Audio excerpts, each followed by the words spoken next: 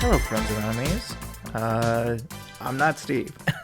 This is Alfred Jetsam. Welcome to NerdPod Generations. As you can probably tell, since this is coming up pretty late in the week, there's obviously a delay. A little something happened. So we ran into an issue that prevented us from recording this last weekend. And we have a really cool show planned. So we are going to go ahead with it, but we're not going to do it until next week. But it kind of feels like we should still have something in between. So I am here to fill the void. So come with me as we discuss the Super Bowl. Super Bowl 58 was this last Sunday. It was a few days ago. And as you can probably tell by that little deep and long sigh, the Chiefs won. Now, I want to get out right ahead of it and just acknowledge the fact that, yes, the Chiefs are clearly a dynasty. They have won, it's 3 Super Bowls in 5 years. So the rubric is usually 3 Super Bowls in 4 years. But, we'll give it to them. I'm not going to nitpick at this point.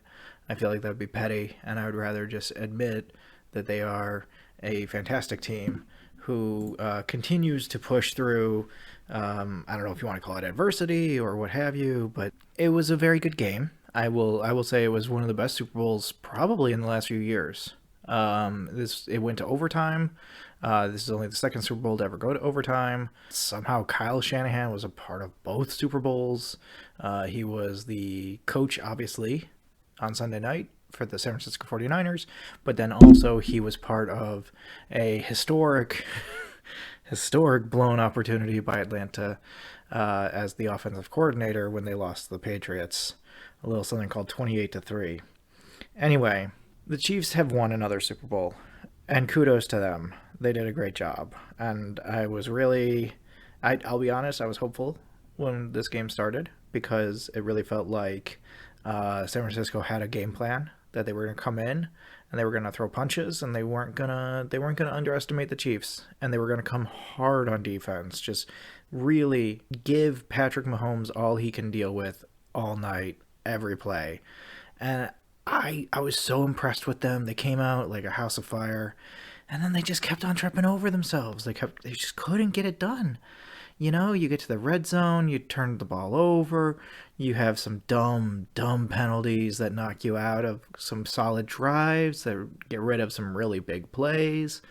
And they could not get out of their own way. And it was so frustrating because that defensive line was so good.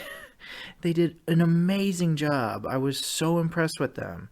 And I could not believe that the offense wasn't capitalizing on all these incredible opportunities that they were given. It felt like watching the Bills at a lot of times where you're just like, man, if you guys could just do any of this, it would be great.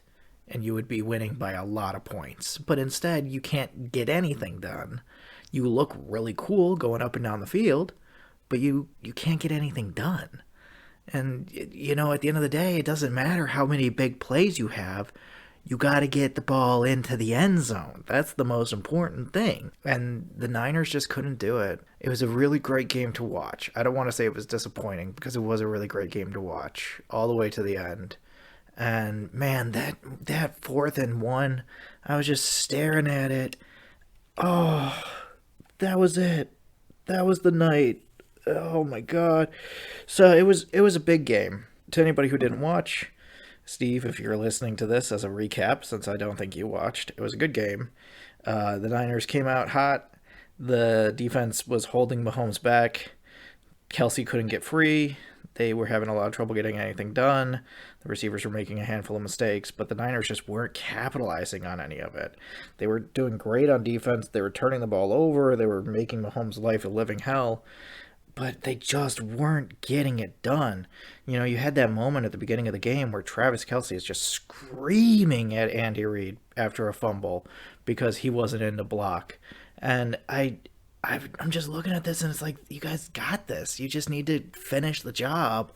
And they routinely could not finish the job. There were a lot of moments, I'm not going to say anything, But Brock Purdy seems to have an accuracy issue. Again, I'm not saying it's an accuracy issue like J.P. Lossman had an accuracy issue, like E.J. Manuel had an accuracy issue, right? They had accuracy issues, really bad ones. But his are just as deadly, even if they're much more minuscule, where he is just missing guys by inches, and that's all that matters, is that he's missing them by inches, and he's not helping them get open, he's not passing them open, and he's dirting a lot of balls, man. And like, I see guys dirt balls all the time, right? Because sometimes the play's just not there, and it's better to just walk away and try again next set of downs. But man, there were a lot of passes that looked like they just got away from him. He wasn't trying to throw it in the dirt. He just couldn't get the ball to his receivers.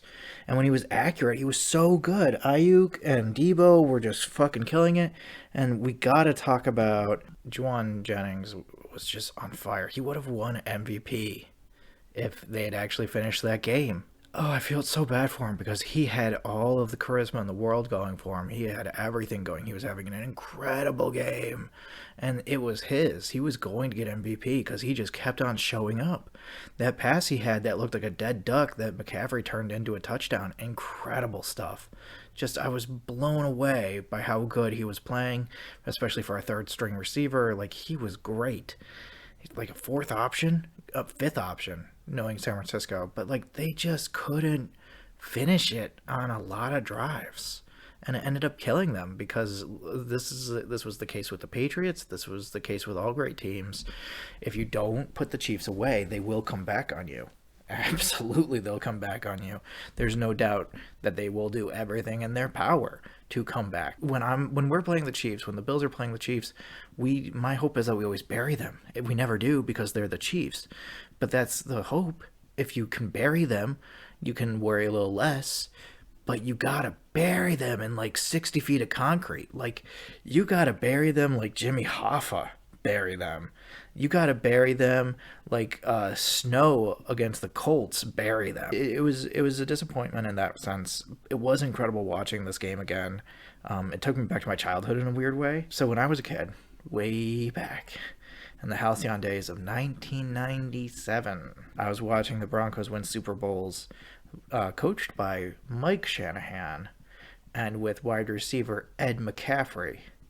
And now I'm watching the son of both of these players, who I remember very fondly. I remember those Super Bowls very, very fondly, even though I wasn't a Broncos fan, and even though my best friend at the time was a Packers fan. He was not happy, and I still remember the next day at school he was not happy. But those teams were very, again, charismatic. You wanted to see them win. They had some really great players: Terrell Davis, Ed McCaffrey, Rod Smith. On top of having guys like Elway and fucking Atwater and Shannon Sharp. You had these really incredible players that just got in and did their work and got it done. And it was incredible kind of watching this almost second coming of that event. It's weird to see that kind of thing. You're never expecting it. And so there, on top of everything else, there was another reason why I wanted the Niners to win. But it just didn't happen. Just couldn't get it done. An extra point here, a third down decision here, a blown block assignment here, and you lose the Super Bowl. That's what's going to happen. And, that fourth down was just such a dagger because, watch Purdy drive them downfield to try and score, and they can't get more than a field goal. And you're like, that's not enough. That's not going to be enough. And sure enough, you watch Mahomes, he drives downfield. The defense makes an incredible stand, keeps them to 3, forces overtime. You're like, okay, we're going to start this whole new game. The Niners drive downfield, and you're just like, come on. You got this killer engine. Just get it going. It's like watching a car that can't switch gears. It's weird because it's a Maserati, and it seems like it's brand new, but it can't get from 4th to 5th. Just can't do it. And that just kept on happening to them. That blown block assignment in overtime on the goal line. You gotta be fucking kidding me against Chris Jones. Are you shitting me? Chris Jones, the best pass rusher that the Chiefs have comes fully clean and just has an open shot at Purdy, and Purdy just has to get rid of the ball, and our boy Juwan Jennings was gonna have a touchdown. And if he wasn't, then Kittle was open. I wanted to see Kittle. Man, I wanted to see Kittle win a championship, man. I wanted to see this defense win a championship. I was just so taken all of a sudden by watching the Niners. I was like, man, this is such a charismatic team. This is such a team of, like, I want to see these guys succeed. And it just never coalesced. And it's doubly frustrating because this is the second time in 5 years that the Niners have lost to the Chiefs. You're just left wondering, like, man, what did Kyle Shanahan do that he can't get this done? This is like, I think this is the third or maybe fourth Super Bowl he's been in where he just can't win it, just can't get it done. And whether it's decision making, whether it's his other coaches, I mean, Steve Wilkes, the defensive coordinator, they were saying it all night on the commentary. He called a great game, and his defense was just great. They were incredible all game long, making these outstanding plays against a team that I've watched just walk up and down the field and do whatever they want with another team. And the Niners are just saying, no, you guys are going to get 3 and outs all night. That's all you're going to get, 3 and outs. I hope your punter was ready for a big game in the Super Bowl, because he's going to have a night. He's going to have a night to deal with. And then the special teams for the Niners was so good. They had so many punts that landed inside the 5, inside the 3, big hits on returns, just really making a statement, and they just don't finish the job. And they get to 4th and 1, and they haven't been able to finish the job all night, and this is it. If they can just get this 4th and 1, if they can just stop Mahomes, that's the game. That's it. And he runs for 8 yards and slides because he had open field, but he didn't want to get hit. So he slides down after 8 yards. He could have gotten 15. Slides down. Okay, regroup. Let's go again. 3rd down. Long. Looks good. Looks like it's going to work out this time. Can't make a stop. Can't make the stop. And that just was the entire drive. Was just after those two. Couldn't make the stop. Couldn't make the stop on 1st down all of a sudden. Couldn't make the stop on 2nd down all of a sudden. And before you know it, the Chiefs are just marching downfield. No sense of urgency. It was a little weird because this was the first playoff game that had the new Bills associated rule that was supposedly put in for our sake, which... thanks. That wipes 13 seconds off the board. I don't remember. What's 13 seconds? I got new overtime rules. What's 13 seconds, man? I don't know what that means. Anyway, we have the new overtime rules, and what I didn't understand was that I thought the game... I didn't know what was going to happen. I guess I thought the game was going to end at 0-0, right? So the clock is ticking down, and we're getting like 10, we're getting 5. Nobody's calling timeouts. People have timeouts. The Niners are up. They're up 3. The Chiefs are just kind of driving like it's a no big deal situation. What I didn't realize is that there was going to be another quarter regardless of whether the Chiefs scored on that drive or not, unless they got to 4th down and didn't score at all.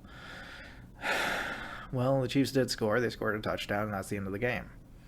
The Chiefs have 3 Super Bowls in 5 years. They're a bona fide dynasty. Patrick Mahomes wins his 3rd Super Bowl MVP. They're the first team to go back-to-back since those Patriots back in 2003. And, what are you going to do? You just kind of sit back and you say, yep, that's how it is. I'm used to having a guy that's clearly the one that we're trying to beat, obviously. But to have this level of dynasty, it kind of does remind me of the NBA in the latter half of the 2010s, where you just had these two teams that just kept on playing each other in the finals over and over and over again, and you just wonder, like, wow, what's going on? I'm not saying that there's anything going on.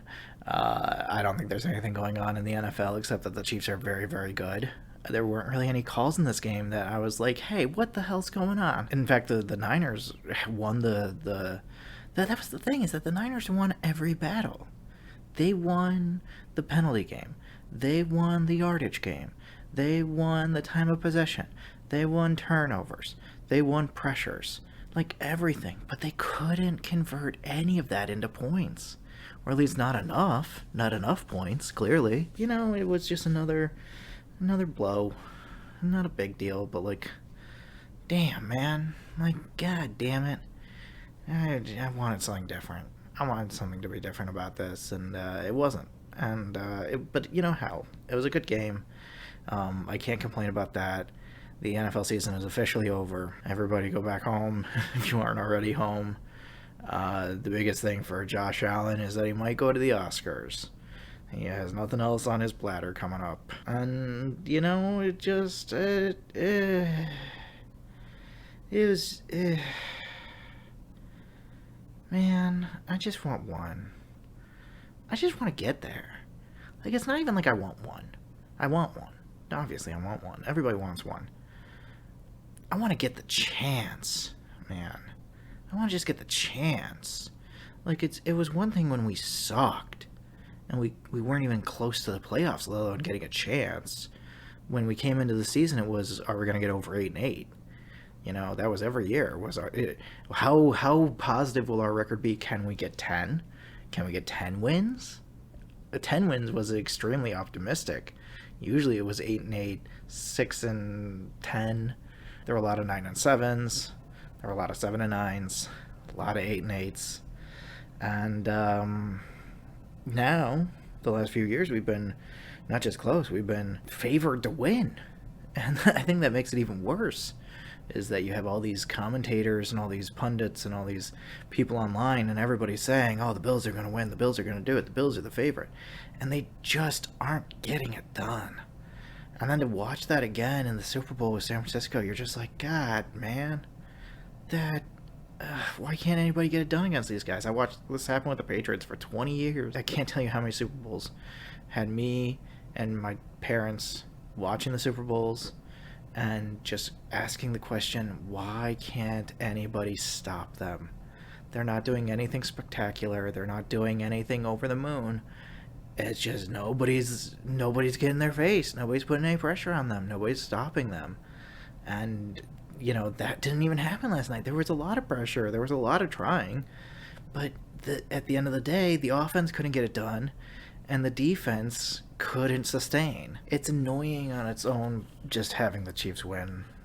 I don't really mind as much because, like, if they hadn't stopped us personally so many times the last few years, I wouldn't care at all.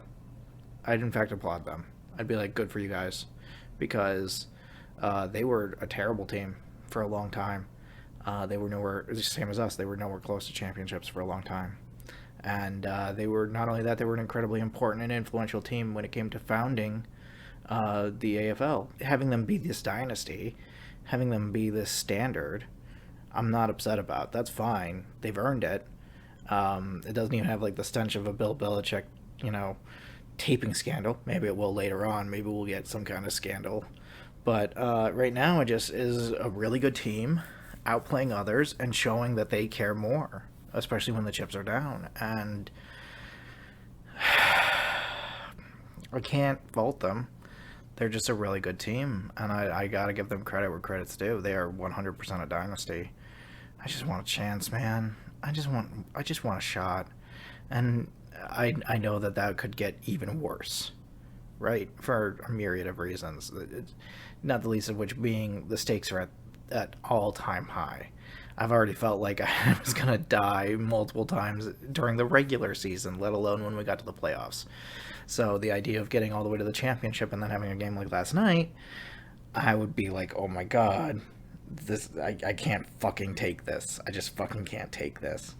So, on the one hand, maybe it's a good thing. But really, deep down, I really want this I just want a chance. I just want a chance to see if they can do it. And then, we can say, hey, we got there, we tried, we just didn't get it done. Hopefully it's closer to the first Super Bowl than it is the fourth one for us. And if we do lose, it's something that where it's a close game, it's hard fought, it's a heartbreaker. But like at the end of the day, everybody's like, man, they tried, they got close. Damn, though, I just want to try. I just want to see if we can do it on that stage. I want to have that moment and see if we can do it on that stage. I'd probably have an aneurysm leading up to the game. Before we even got to the game, I'd probably have an aneurysm. But man, I would love to see if we could do it. Just to see what would happen. There were a few quick things to go over. The NFL had their big awards, if anybody's interested. We had Lamar Jackson won MVP, so that's well earned. He now has 2, which is very impressive. Now he needs to convert that in the playoffs, which he has not been able to do. And then you had it's some really good. I was impressed the Texans swept the rookie class. You had the Browns won a few awards, including Coach of the Year and Comeback Player of the Year, which I'm annoyed about because like Joe Flacco, what did he come back from? The couch. He came back from the couch. Came back from irrelevance to lose in the first round of the playoffs for 4 games. Listen, I'm not saying that DeMar had an outstanding season, but DeMar, as few tackles and as little input as he had, didn't make any mistakes, and fucking died on the field last year. So I think it's his. I think he should have won it. I'm just saying. Come back from cardiac arrest or coming back from the couch, which is more important, which is more impressive. And it's not like DeMar had any bad plays. He had some really key plays. He had some really good plays, and they really wanted that fake punt to work. Would he have won if he got that fake punt? I digress. It's another season closes. This was such a tricky year for me. After the Bills lost, it really put the wind out of my sails. That was already a tough time as is in my own personal life, so there was a lot going on then, and that was just kind of the icing on the cake of, damn, this fucking sucks, man. And so I've been out of football for like 2 weeks already, and then this happened, and I was like, oh yeah, the Super Bowl. I guess I'm doing that. At least it was a good game. I'm gonna channel my dad. At the end of this, I don't know what to say, so I'm just gonna say, at least it was a good game. It was a good game. It was a really entertaining game. It was a game that sucked you in, and you wanted to see both teams succeed. The commercials weren't bad. Temu and Jesus need to stop buying ad space for different reasons. Temu, we don't need 4 of your ads in the Super Bowl. That's ridiculous. And also, where are you coming up with that money? That's a little weird. But then also, Jesus, guys, if you want to talk about Jesus and good works, first off, don't use AI art to make your point. Second off, take the money that you're spending buying multiple Jesus ads during the Super Bowl and put it towards works that Jesus would actually approve of. Because advertising to get people to come to church is not as important as actually being what the church is fundamentally supposed to be for. And taking the money, the not insubstantial amount of money you spent on those ads, that could do a lot of good. Not gonna lie. Could do a lot of good with that, and instead you invested it in AI ads, which it's a bold decision, let me tell you. So while I like the message of those ads, I did not like the final result of them, which was, well, I can look at this and say, yeah, we should all be washing each other's feet. I can also look at this and say, this shouldn't be here because you should be out washing feet. Good news is, we have some really cool trailers that dropped as part of the Super Bowl. Those are going to be covered on our next episode. We have some real fun treats for you, let me tell you, next episode. So tune in next week. That's going to be it for this week. We're going to leave that off there. Good Super Bowl. Chiefs are great. Go Chiefs. Change your name. I've always said the Fire Chiefs. Change your name to the Fire Chiefs. Change the arrowhead to an axe head. You can still do your weird tomahawk chop. You just need to get rid of the chanting to go with it, or come up with a new chant to go with it. Your colors are already right. You got that red, white, and yellow, so that's perfect for fire. So just change your name to the Fire Chiefs. Get a big shield. I'm sure firehouses around the nation would immediately support you. And you could get out ahead of an issue that is, I'm sure, roiling and you're just ignoring. So I'm just saying, Chiefs, change your name to the Fire Chiefs. It'll be cool. We'll all be on. We'll be on it. But good job. Good job, Super Bowl. Good Super Bowl. Good game to watch. So we're going to be back next week. We got some fun stuff for you. We're going to talk about Super Bowl trailers. We're going to talk about some movies and some time travel. And no matter what you think, it is still Groundhog's Day. I'm going to maintain that. To the end of this little saga, it is still Groundhog's Day. Don't forget. Until next week, you can find me at judsomstudios.work. I also wanted to let you know that I have begun uploading specifically our reviews of Obi-Wan onto YouTube. So you can find those now. Those are going to be going up this week. There's 4. And so you're going to be able to find all 4 segments that are just Obi-Wan reviews. Maybe we'll also even do one video that just loops them all together into one big happy segment. You can come back and check on that. Come back next week and Steve will be here and we'll be talking about some movies and some fun and some hijinks. And until then, have a great week, friends and enemies.